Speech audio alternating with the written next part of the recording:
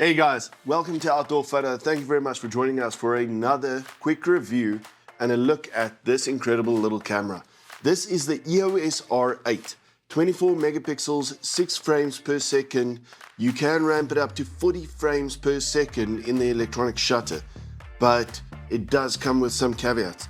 It's a full frame camera, works with the LPE17 battery, does not have IBIS, but does do video at 4K 60, and you've got the opportunity to shoot 1080p at 180 frames per second.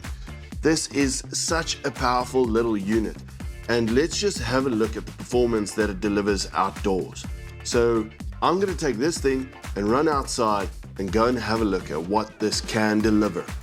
Looking forward to it. Let's get out there.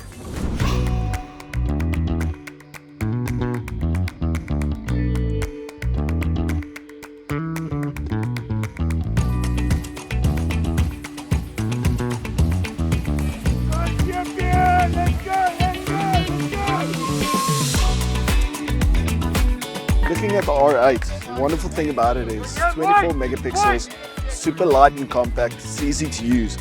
Great thing about it is the focusing system is basically drawn from the R7, the R6 Mark II, so you've got all that speed, you've got the functionality in it. Shooting in first curtain electronic, it still uses a mechanical shutter on the inside. You can't pick a full mechanical shutter option, but shooting in first curtain electronic really slows it down. It makes you feel like you're stuck in mud. 6 frames per second. Shooting full electronic pushes it up like a machine.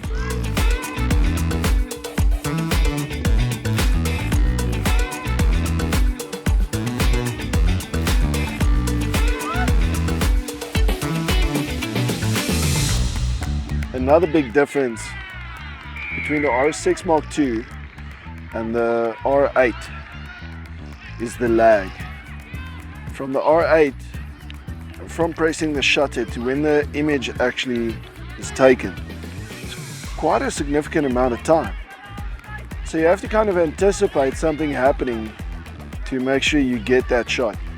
Simple example, I'm going to wait for that kid to pass that ball again, which doesn't happen. But we hit the shutter when he placed the ball down, and there we go. It's after he's already placed it. On the R6 Mark II, different story. The response time on it is way quicker. So another one of the big differences between the R6 and the R8. The R6 actually closes its shutter over the sensor to make a quick swap of lenses quite easy and a lot safer in terms of dust and sensor rubbish. So let's have a look at the comparison in focusing systems and also that lag.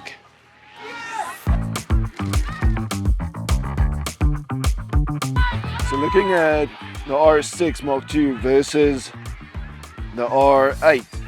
The R6 Mark II is much more responsive.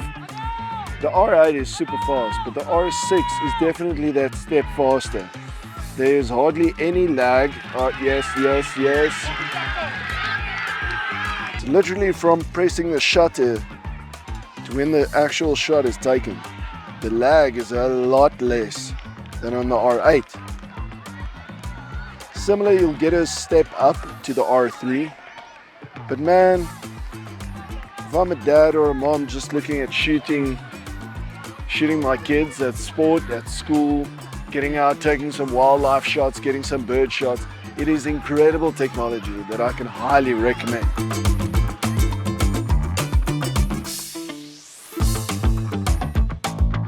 So in conclusion, looking and comparing the R6 Mark II and the R8 is very understandable. The pixels, exactly the same, 24 megapixels. You're looking at frame rates which are also very similar. It looks like a baby R6 Mark II. But when you get out into the field and you start using it, there definitely is a gap between the R8 and the R6 Mark II. Looking at the people who want to really go out and enjoy photography in terms of hobbyists, people who want to take that next step up, they want full frame, they want the frame rate, but they're not quite really at the price level of a R6 Mark II. This fills the gap. It is a phenomenal piece of kit. It is definitely something that I can recommend to people who want to shoot action and wildlife, birding, sport like we're doing now. So for a quick and easy setup, if you're covering school sports over the weekends, R8, RF 100 to 400mm STM lens, and you're up and running at a much more affordable price versus the R6 Mark II and a RF 100 to 500. Looking at the core of it, one memory card slot, I am truly bummed by whatever they call this excuse for a battery, but they had to make a difference somewhere. This is very similar to the RP in size and weight. It doesn't have the IBIS, but it's definitely got the performance. And although we've got that tiny bit of a lag between taking the shot and getting the shot, it is still an excellent piece of kit. 4K, 60 frames per second, you've got full frame, you've got great low light handling, high ISO noise. It's good. It's all round good. I can definitely recommend this camera.